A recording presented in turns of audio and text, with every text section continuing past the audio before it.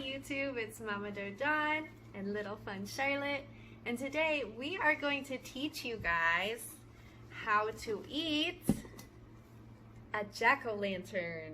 Jack-o'-lantern? Yeah, we're gonna eat it. Eat it? Yeah. Jack-o'-lantern that you're gonna make, you want to carve the top off, and you are going to be able to carve the entire pumpkin when you are finished with this process.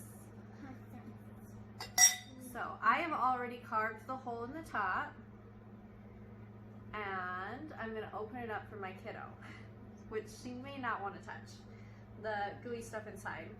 But essentially, a lot of people don't realize you can eat the pumpkins that are sold as jack-o'-lantern pumpkins. You don't just have to carve them and discard them.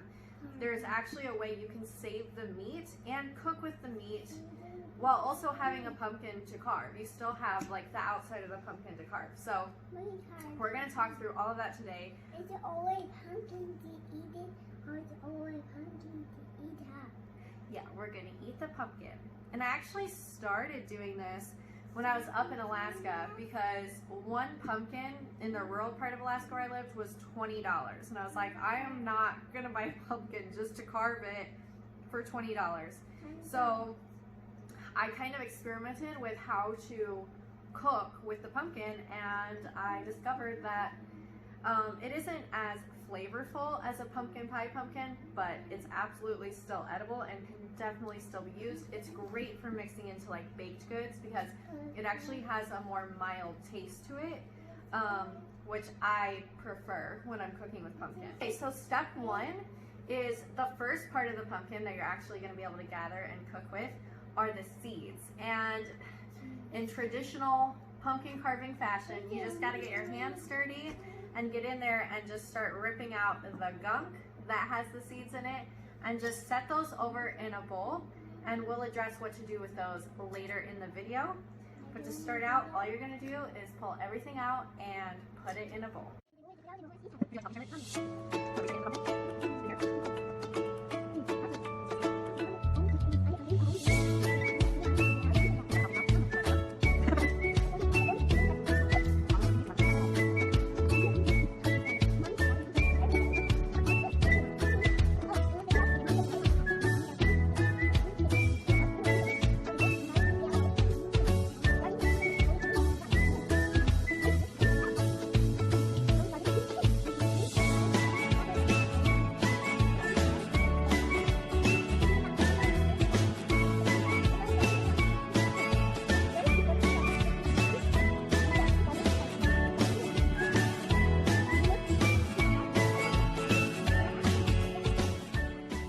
All of the gunk is out of the pumpkin. It's okay if some like the stringy parts are still in there, but what you mainly want out is all the seeds.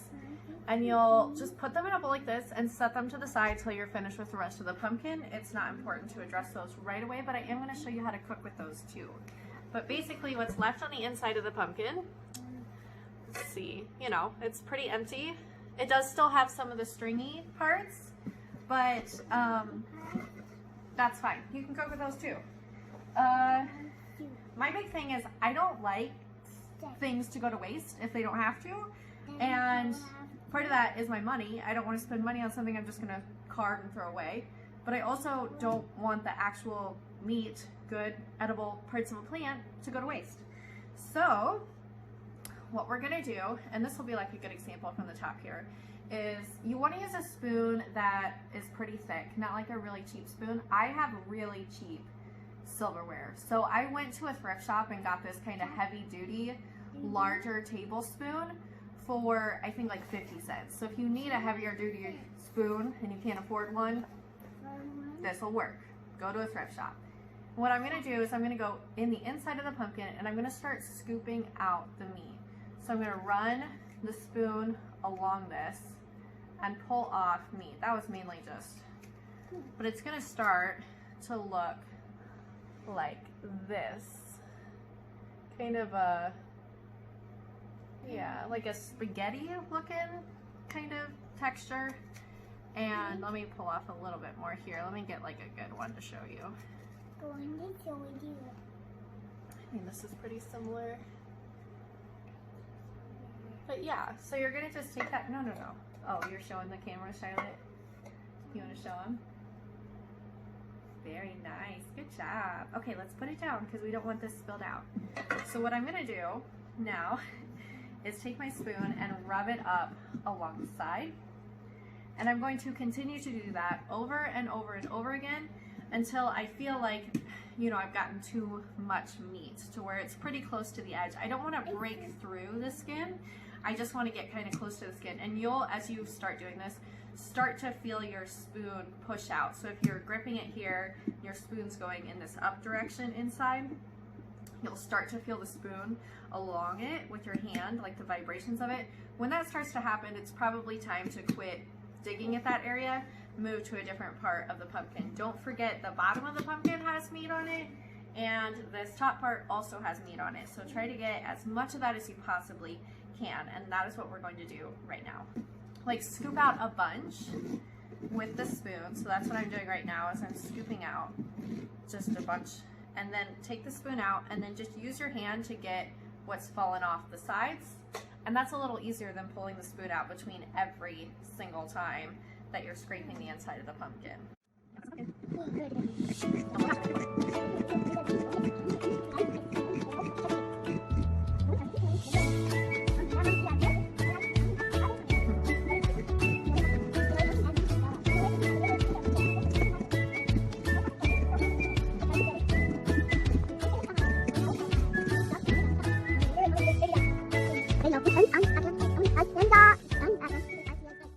Okay, so I've been only scraping for about 5 minutes.